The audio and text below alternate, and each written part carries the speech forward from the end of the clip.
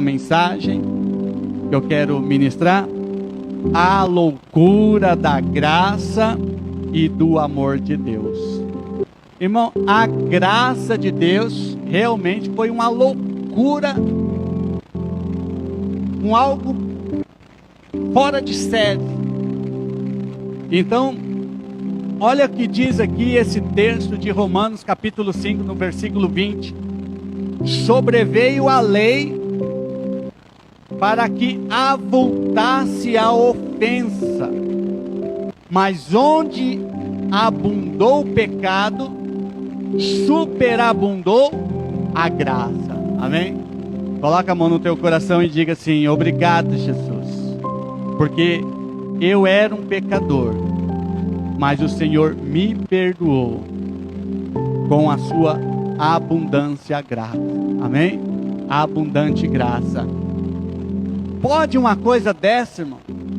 Onde houve muito pecado, mas também houve muita graça. Por quê? Porque quem mais pecou, mais foi perdoado.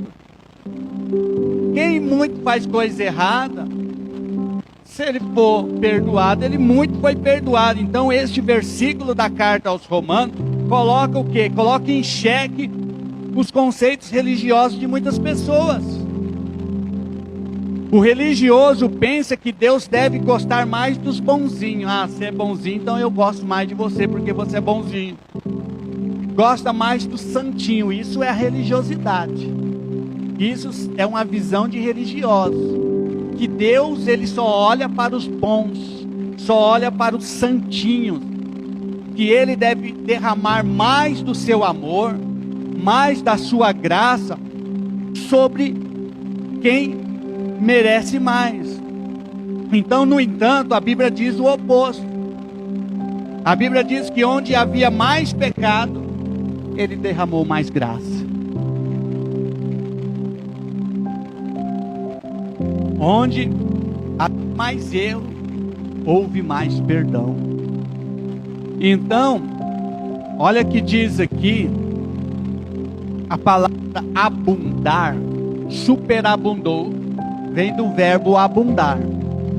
E a palavra abundar significa ter algo sobrando, saindo pelas beiradas. Sabe quando você esquece lá o seu tanquinho, bater na água, esparrama? É mais ou menos isso. Superabundou, transbordou. Então, falando em outras palavras, onde abundou o pecado, onde derramou de pecado na vida daquela pessoa, superabundou a graça. Quer dizer, derramou muito mais graça ainda. É isso. Quer dizer, quando a graça entra, o pecado não consegue ficar, porque o pecado ele pula para fora, porque a graça vai superabundar. A graça vai encher a pessoa, o favor de Deus vai encher a pessoa. Filipe Yancey é um grande pregador, tem muitos livros dele, eu indico para você ler livro do Filipe Yancey. E Filipe Yancey diz assim: graça significa que não há nada que eu possa fazer para que Deus, graça significa não há nada que eu possa fazer para Deus me amar mais. Não há nada que eu possa fazer para Deus me amar mais. E também não há nada que eu possa fazer para Deus me amar menos. Então, nós vemos que graça, segundo essa definição de Filipe Yancey, nada que façamos ou deixamos de fazer pode alterar o amor de Deus por nós. Nada pode impedir que o amor de Deus seja derramado sobre nós. Então, o que é graça? Você faz bem em querer agradar a Deus, mas nada do que você fizer mudará o amor dele por você. Você não precisa correr e se esforçar para conseguir o favor de Deus. Ele já está sorrindo para você, sem você fazer nada. Mas o seu pecado também não altera o amor de Deus, irmão. Quando a pessoa Se Deus já disse que amou, que te amou, o pecado não altera o amor de Deus. Mesmo que se você tropeçar, mesmo que você falhar, sua falha não mudará o amor de Deus. Ele continuará com os olhos voltados para você. Ele continuará com as mãos estendidas e o coração escancarado para te perdoar. Graça é uma coisa louca mesmo, é isso que é graça. Graça é para quem não merece. Graça, essa definição teológica que diz favor e merecido, quer dizer, você não merecia o amor dele, mas ele te amou primeiro. É Deus dando e fazendo tudo a quem não merece. E nós não éramos merecedores, nem somos ainda. Não somos merecedores deste grande amor. Mas talvez você esteja pensando: você não sabe quem eu sou. Você não sabe o que eu fiz. Eu não sei quem você é. Eu sei quem Deus é, irmãos. Quem você é, o problema que você tem no seu coração, eu não sei quem é você, mas Deus sabe. Deus te conhece. Então nós vemos que eu não sei o que você fez, mas sei o que Jesus fez por você na cruz.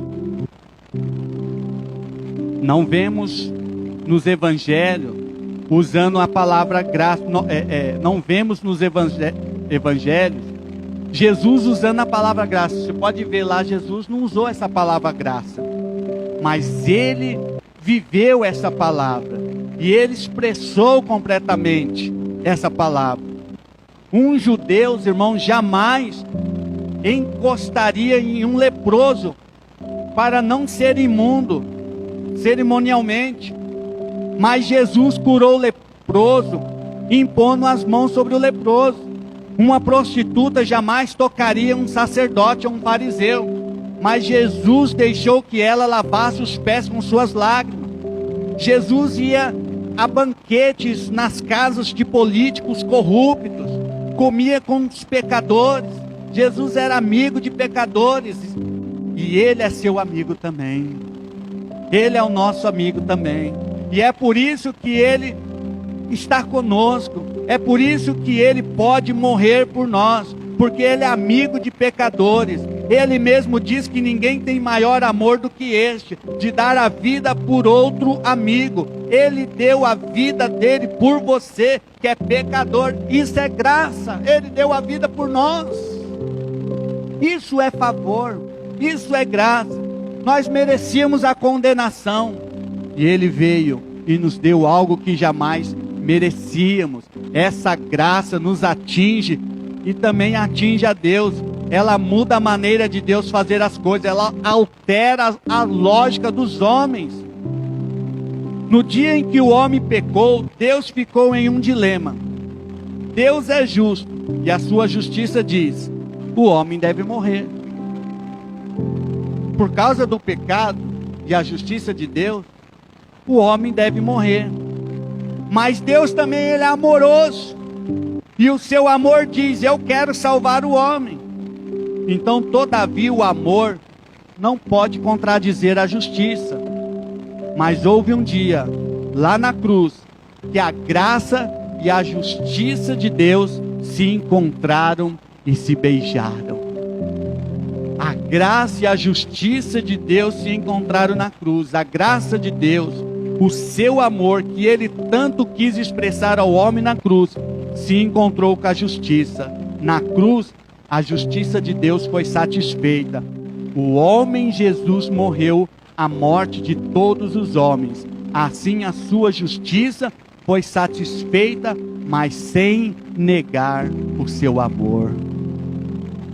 E nós vemos que o que você pode entender quando você é amado. Nosso Pai ama você com um eterno amor. Olha o que diz Jeremias capítulo 31, no versículo 3. Jeremias 31, 3 diz assim: há muito que o Senhor me apareceu dizendo: porquanto com amor eterno te amei, por isso com benignidade te atraí. Então Deus sempre amou o pecador. Deus sempre amou o ser humano. Quando você conhece a graça de Deus, você não quer fazer coisas para conquistá-lo. Antes você fica constrangido com tanto amor e deseja mostrar sua gratidão. Se você vê Deus fazendo tanto por você, então é natural nós retribuirmos por aquilo que Ele está fazendo por nós. Então você quer retribuir, mostrar que também o ama. Esse é o verdadeiro cristianismo, o desejo de corresponder com o amor de Deus. O verdadeiro cristão, ele quer corresponder, porque ele foi amado e ele quer amar. Amados, infelizmente, muito confunde a doutrina da graça, o ensinamento da graça, com uma libertinagem para viver como desejam, por causa que Deus expressou tanto amor para ele, então eu posso fazer o que eu quiser na minha vida. Mas quem pensa dessa forma ainda não teve a revelação desse grande amor, porque o dia que ele tiver, ele vai corresponder da mesma forma, amém? Ele vai entender. É como aquele empregado que realmente valoriza a empresa, né? Que trabalha. Ele vai, ele chega no horário, ele não falta, e ele vai trabalhar. Ele sabe que seu patrão é uma boa pessoa, esse empregado, ele vai fazer de tudo para agradar o seu patrão, porque não é meramente o dinheiro que ele está interessado. Ele precisa do salário, mas ele quer ver a empresa crescer, ele quer ver o seu patrão prosperar, a empresa prosperar. Então, quando você se sente bem remunerado, você também faz o melhor. É assim. E no reino de Deus, nós precisamos entender, se Deus nos amou tanto, nós precisamos também retribuir o nosso amor, cultuando, ofertando, contribuindo, fazendo a vontade dele, evitando de cair no erro, no pecado. Não estou dizendo que não possamos cair no erro, no pecado, mas precisamos lutar contra a carne. Não deixar a carne, como eu posso fazer, sobressair. Precisamos nos fortalecer no espírito para que a carne não venha viver no pecado. Então, amado, eu quero dizer que a graça, ela altera a matemática de Deus. Olha que diz João 1,17. Porque a lei foi dada por intermédio de Moisés. Lá no Antigo Testamento veio a lei. Eles não conseguiram obedecer a lei. Os judeus e ninguém. Não conseguiram. Ela veio por meio de Moisés. Mas a graça e a verdade vieram por meio de Jesus Cristo. Veio por meio de Cristo. Não por meio. A graça não veio por meio da lei. Porque a lei você era obrigado a fazer para ser abençoado. A graça não. Ele já fez tudo, mesmo você não fazendo nada. Olha que coisa interessante. Então todos sentem que diante da injustiça, algum preço precisa ser pago.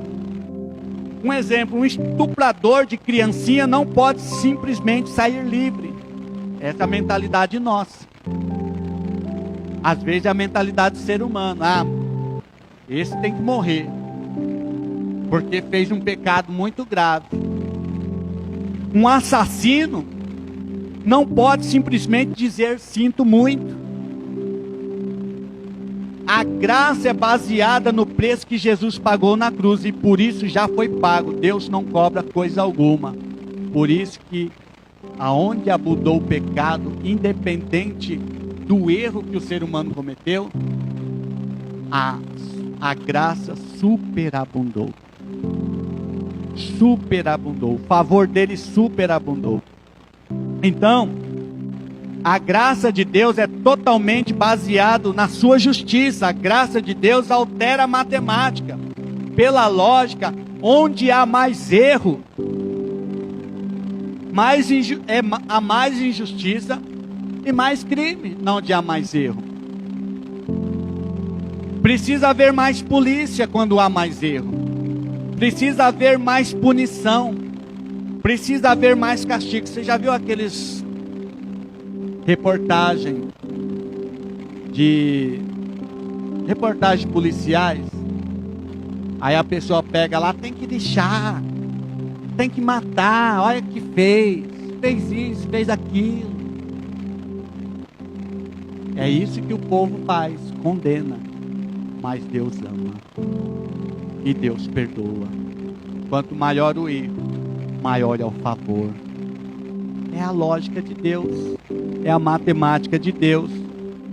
Mas a graça não é humana. Não é deste mundo. A graça veio do céu. Ela desceu com Jesus. Jesus é a encarnação da graça. E a encarnação do amor de Deus. Por isso o ser humano não consegue ter graça com quem erra muito. Porque a graça vem do céu, não vem da terra. Eu quero dizer aos irmãos que tem um filme chamado O Último Imperador. Não sei quem já assistiu esse filme. O Último Imperador. Ele conta uma história do último imperador da China. Havia sempre a dinastia chinesa vinha de imperadores, como no Egito vinha dos faraós.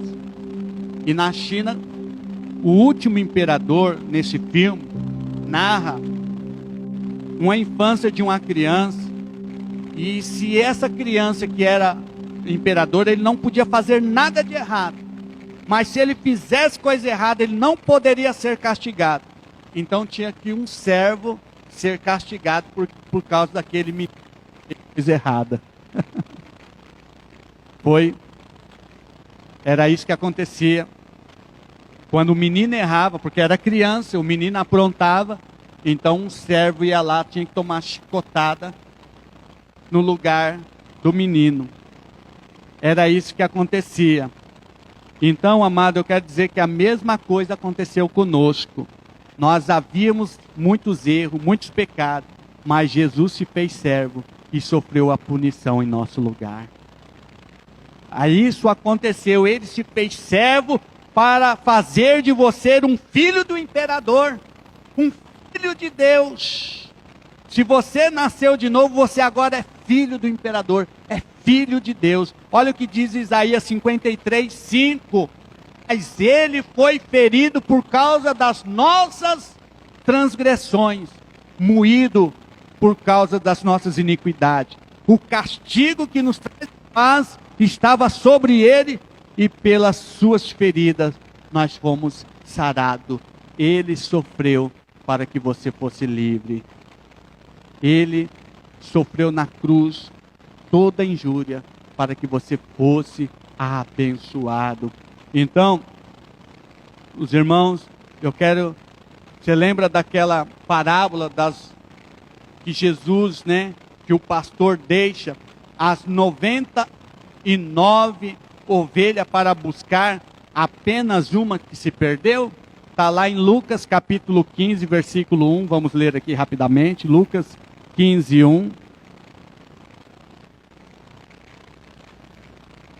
Aproximando Jesus de todos os publicanos e pecadores, para o ouvir, e murmuravam os fariseus e os escribas, este recebe pecadores com ele.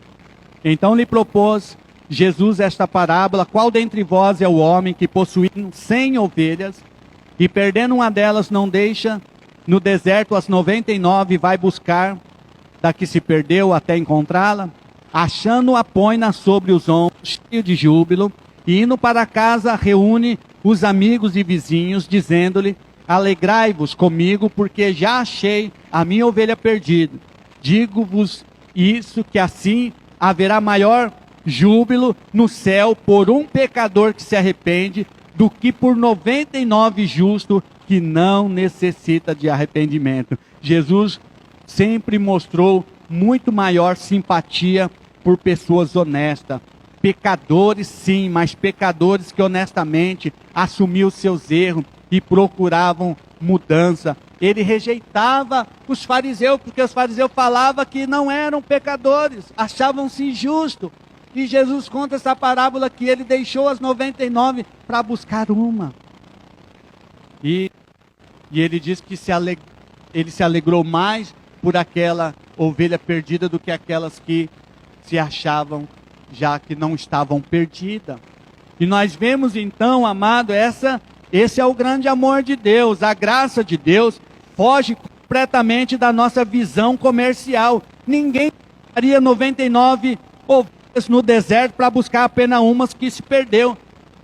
Enquanto estivesse procurando a ovelha perdida, um lobo, um ladrão viria e levaria as que ficaram. Mas essa não é a lógica de Deus. Jesus, o bom pastor, está atrás das ovelhas perdidas. Ele quer achar as ovelhas perdidas. Então, se você fosse o único pecador na face da terra, Jesus ainda ia morrer em seu lugar, porque Ele o ama, Ele conhece pelo nome. O bom pastor conhece as ovelhas pelo nome. Você consegue perceber este amor em sua vida, irmão? Você consegue perceber quando conseguimos compreender esse amor? Ele nos cura, Ele altera completamente a nossa vida. Há algo maravilhoso. Então, R$1, ele pode valer 1 milhão na lógica de Deus. Cadê você tem uma moeda de R$1? Aí eu não tenho, mas vamos colocar que isso aqui é uma moeda de R$1. Para mim vale R$1, mas para Deus vale 1 milhão. Dá para entender isso, irmãos? Olha só o que nós vemos no texto de Marcos, capítulo 12, 41, 44. Olha o que diz aqui. Assentado diante do gasofilácio. O que é gasofilácio? É onde bota as ofertas. Assentado diante do gasofilácio, observava Jesus como o povo lançava o dinheiro, como o povo ofertava. Ora, muitos ricos depositavam grandes quantias. Vindo, porém, uma viúva pobre, depositou 2 pequenas moedas, correspondente a 1 quadrante. E chamando seus discípulos, disseram: em verdade vos digo que esta viúva pobre depositou no gasofilácio mais do que o fizeram todos os ofertantes.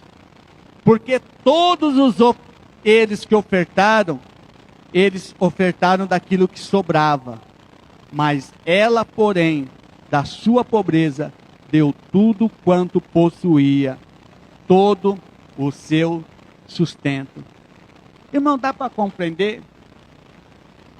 Um exemplo, mesma coisa aqui, se eu ver um irmão aqui, ele coloca uma nota de R$200, a mais alta hoje nossa, né? Aí eu vejo, o irmão deu R$200, aí que bênção. Aí vem um outro, dá uma nota de R$1 e fala assim, esse deu mais do que o que deu 200. É só Jesus. Por isso que a matemática de Jesus, ela altera, ela é diferente que a matemática humana. Então, isso é graça. A graça tem uma matemática diferente. Jesus estava olhando as pessoas ofertando no gasofilácio. Algumas grandes ofertas, mas veio aquela viúva e colocou lá dentro 2 moedinhas. Ele diz que a viúva pobre depositou no gasofilácio mais do que todos os ofertantes. Irmão, imagine como se sentiram aqueles grandes doadores. Aqueles grandes ofertantes, quando Jesus falou que a mulher deu muito mais do que ele, sendo que ela não deu quase nada. Então, Deus não olha o valor absoluto do que é material, mas o valor que aquilo que tem para nós. Ele olha da maneira que você está ofertando. Ele olha da maneira que você vive diante dele. Então é dessa forma, o amor dele é maior quando há uma sinceridade, quando nós somos arrependidos, quando nós erramos, quando nós falhamos. Deus olha dessa forma, não é? Ele não vai ficar olhando para aquele que diz que é santinho e sendo que não é santo nada. Mas aquele que fala que, olha, eu sou Jesus, me perdoe, me ajude. Esse é o Deus que quer superabundar a graça. Só um minutinho, Zé. Depois nós vamos falar sobre isso. Então nós vemos aqui que a graça de Deus nos ensina que nada que diz respeito a nós é tão grande que Deus não possa fazer, mas também nada é tão pequeno que Deus não seja importante para Ele. Deus se importa com o sapato que você calça, com a roupa que você veste, Ele se importa com o seu trabalho, e mesmo com o carro que você dirige. Deus se importa se você ficar doente, Ele se importa se você passar necessidade, Ele se importa com tudo que diz respeito à sua vida. Porque se nós que somos maus, damos importância a tudo que diz respeito aos nossos filhos, muito mais Deus cuidará dos seus próprios filhos. Ele nos ama, amém, amado? Você é especial para Ele. Por isso, alguns religiosos dizem, não fique incomodado. Deus com essas coisinhas insignificantes. Mas essa é uma postura maligna. Deus tem prazer em ouvir você a respeito das suas coisas, em ouvir suas histórias e ajudar você nas lutas. Não importa o que você tem passado, não importa se as pessoas digam que isso é insignificante, a graça de Deus é do tamanho da sua necessidade. Ele quer te ajudar, não importa aquilo que você está passando. Por isso que eu quero falar aqui a loucura de Oséias. Quem já ouviu falar em Oséias? A loucura de Oséias, olha só. Oséias capítulo 1, no versículo 2. O princípio da palavra do Senhor por meio de Oséias. Disse, pois, o Senhor a Oséias. Olha só, Deus falou para Oséias. Vai, toma uma mulher de prostituição e filhos de prostituição, porque a terra certamente se prostitui, desviando-se do Senhor. Foi, pois, Oséias e tomou a Gomer, filha de Dibraim, e ela concedeu e lhe deu filho. Imagine, irmão, você ouviu uma voz de Deus falando assim, ó, eu quero que você casa com uma prostituta. Oséias somente obedeceu à voz do Senhor. Ele obedeceu à voz do Senhor. Então, essa história do Velho Testamento mostra o coração de Deus. É a história do profeta Oséias. Ele falou para Oséias, eu quero que você case com uma mulher chamada Gomer. E Oséias casou com a mulher. Aconteceu, porém, teve 3 filhos com essa mulher. Oséias teve 3 filhos com ela. Estava vivendo uma boa. Imagine, irmão, uma mulher dessa não era para ser grata pelo resto da vida? Estava vivendo lá na prostituição. E de repente um homem chega lá, eu vou casar com você. Vou te fazer você uma mulher muito feliz. Levou a mulher, teve 3 filhos com ela.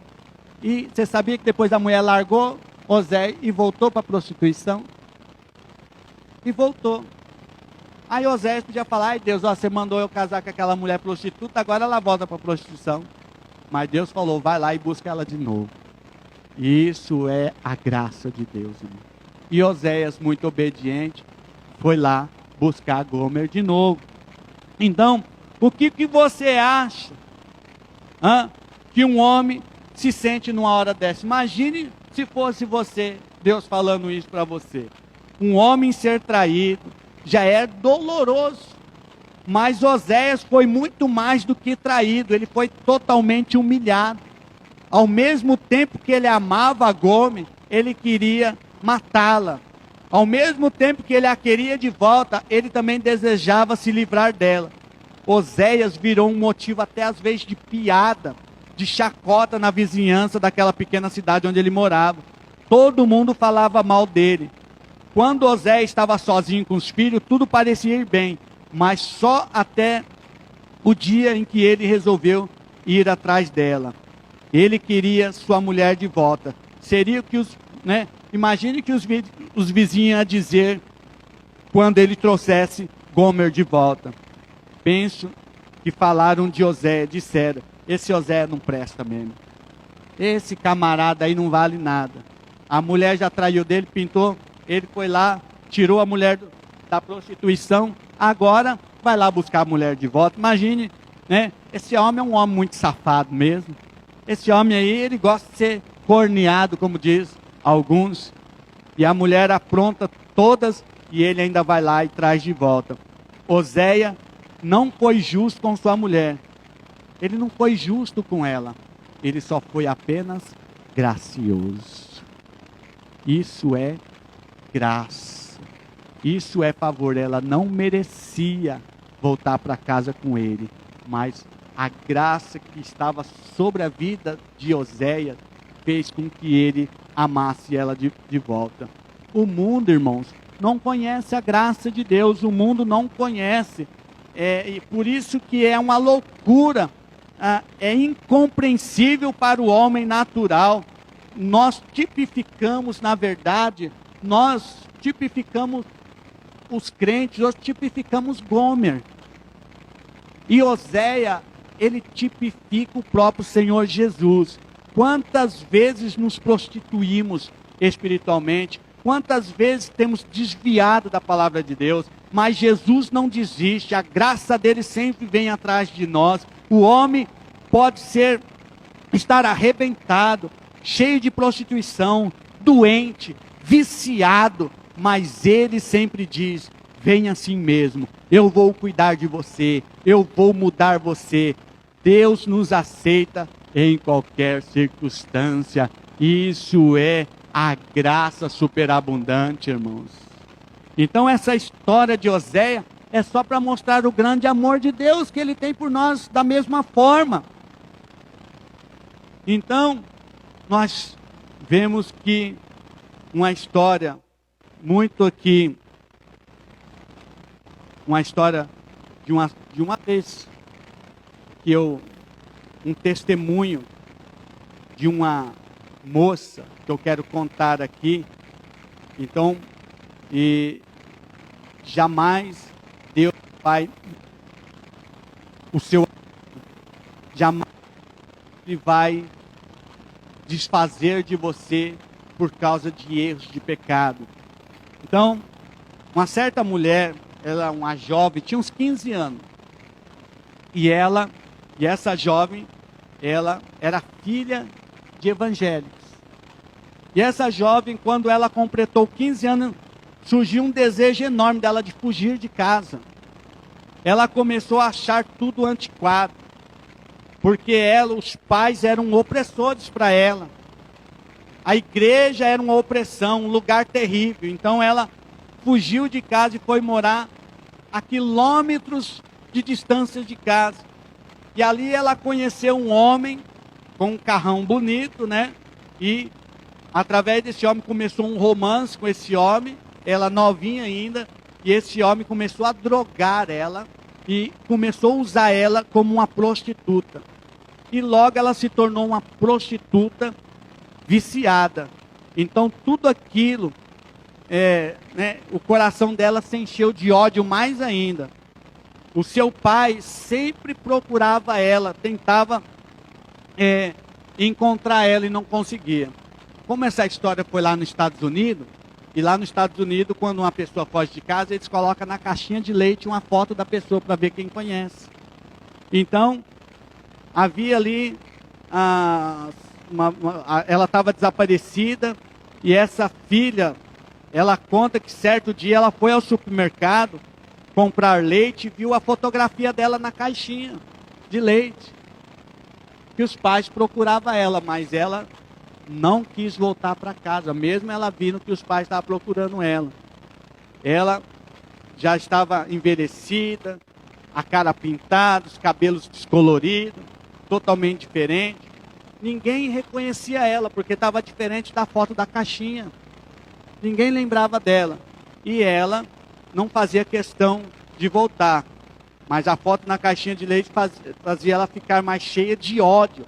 Por quê? Porque seu pai, porém, nunca desistiu de encontrar. Ela ficou com raiva. Por que meu pai quer me encontrar ainda? Por que ele quer eu fugir de casa? Então, depois de alguns anos, ela pegou uma doença terrível. E aquele homem que usou ela para prostituição abandonou, porque ela não servia mais nada para ele. Então ela foi morar na sarjeta. Aí ela lembrou da caixinha de leite, que é a foto dela lá, que o pai dela estava procurando. E ela já estava viciada em droga, na prostituição, doente. Então ela resolveu voltar para a casa dos pais. Ela resolveu pedir ajuda, já que estava na beira da morte. Até o amor de pai, de mãe tem limite, não é verdade? Imagine, o pai está procurando tanto tempo e de repente não acha. E quando o pai acha, vê aquela filha toda extrapolada. Então, o que diriam as pessoas que vissem esse pai e a mãe recebendo aquela filha de volta? Aí lá, saiu, fugiu de casa, agora depois está doente, quebrada, vem querer voltar para casa. É isso que o povo pensa. Mas a história diz aqui que aquela moça, ela ligou para os seus pais e a secretária eletrônica atendeu e ela apenas deixou um recado dizendo que estava voltando, que queria, passar de ônibus pela cidade dos seus pais em tal hora, e se eles quisessem vê-la, ela estaria na rodoviária. Então ela ficou assim, eu estou falando que eu vou passar pela rodoviária, se eles forem até a rodoviária, aí é que eles me aceitaram de volta. Agora, se eles não estiverem na rodoviária, eu vou seguir minha vida. E diz a história que quando aquela moça chegou na rodoviária, não estava só o pai dela. Estava o pai, estava a avó, estava os primos, estava os parentes, estava todo mundo esperando ela. E ela voltou para a casa do pai. Isso é a forma, ela ficou surpresa quando ela viu aquela multidão de gente com um balão na mão, gritando o nome dela. Seja bem-vinda, nós estávamos esperando por você. Aí então ela desceu, toda destruída, o drogado, quando está nas drogas, magro, esquelético. E ela desceu e os pais o abraçaram, beijaram ela. E os pais ali não falaram. Aí ela pegou ainda, ela foi falar, eu preciso falar algo com vocês. Falando para o pai, eu preciso falar com vocês. Mas os pais, interrompendo ela, disseram, você não precisa dizer nada. Há uma festa esperando você lá em casa. Você é a nossa filhinha que se perdeu, mas foi achada. Amado, essa história, ela lembra também a história do filho pródigo. E isso é o grande amor de Deus. O nosso Deus, quando um filho está perdido.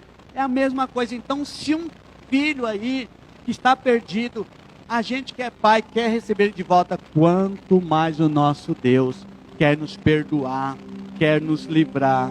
Então eu quero concluir essa mensagem aqui, dizendo que a própria conversão é uma grande loucura. Imagine um jovem de 17 anos, você prega para ele, ele rejeita Jesus porque ainda diz que é novo ainda. Ele quer deixar para mais tarde. Aí esse jovem desperdiça toda a sua vida do pecado e só vem aos 30, 40 ou às vezes até os 80 anos. Aí nessa hora, quando no fim da sua vida alguém lhe diz, você não vem para Jesus, para Deus agora. E ele pensa consigo, a minha vida já acabou mesmo, não tenho mais nada a perder. Então, se você, irmão, fosse Deus, se você fosse Deus, você aceitaria? A pessoa fala assim, eu não quero, só quero ir quando eu tiver acabado. Aí quando chega lá na frente, se fosse nós, às vezes a gente fala, eu não quero um camarada desse, vem agora no final da vida todo arrebentado. Mas a graça é diferente. Deus é diferente da maneira que Ele olha, da maneira que Ele nos vê. Então, eu quero dizer que Deus, Ele não olha da maneira que nós vemos. Então, aquela pessoa, ela vai, aceita Jesus e o Senhor recebe de braços abertos, diz, por 80 anos eu te esperei. Deus sabe que essa pessoa estava vindo só porque tinha medo do inferno, mas Ele aceita assim mesmo, porque Ele ama aquela vida. Essa é a graça de Deus. Deus jamais vai desprezar alguém, por mais que ele pecou a vida toda e está morrendo no último minuto. Se ele quiser entregar a vida, Deus salva ele, porque não é pelo aquilo que ele fez, é pelo aquilo que Cristo já fez. Por isso a graça é sobre nós. Eu quero concluir dizendo que no Evangelho de João, João menciona o seu próprio nome todas as vezes que precisava referir-se a si mesmo. Ele dizia assim: aquele discípulo que Jesus amava. Vamos ler aqui João 13, 23. João se identifica, ele não se identifica como sendo apóstolo, ele não se identifica como sendo autor do Evangelho, ele apenas diz: eu sou aquele que Jesus amava. E quem é você? Nós precisamos também ter a mesma resposta de João: você é aquele que Jesus ama. Sempre João falava: eu sou aquele que Jesus amava. E nós precisamos entender. João 13, 23. Ora, um dos seus discípulos, a quem Jesus amava, estava reclinado no seio de Jesus. João 22. Correu, pois, e foi Simão Pedro e outro discípulo a quem Jesus amava, João. João 21, 7. Então aquele discípulo a quem Jesus amava. João sabia que ele era amado. E você? Você se sente amado? Eu me sinto muito amado por Deus. É dessa forma que você deve sentir, independente do que passou na sua vida. Amém? Coloque-se em pé. Eu quero orar por você e agradecer a Deus. Vamos tomar a ceia do Senhor. Amém? Pai, no nome de Jesus, eu quero agradecer por essa palavra. Você que está ouvindo essa live, Jesus te ama. Você é importante para Deus. O nosso Senhor, não importa o que você fez, o que passou na sua vida, é tempo ainda. Não deixe o diabo te enganar, que você já fez tantas coisas erradas que você não é merecedor. Você é merecedor porque Jesus te ama, porque a graça superabundou aonde o pecado, houve o pecado. Onde abundou o pecado, superabundou a graça. Nós somos amados de Deus, nós somos as meninas dos olhos do Senhor. Portanto, eu agradeço ao Senhor por essa palavra. Eu sou o amado de Deus, no nome de Jesus. Amém? Glórias a Deus.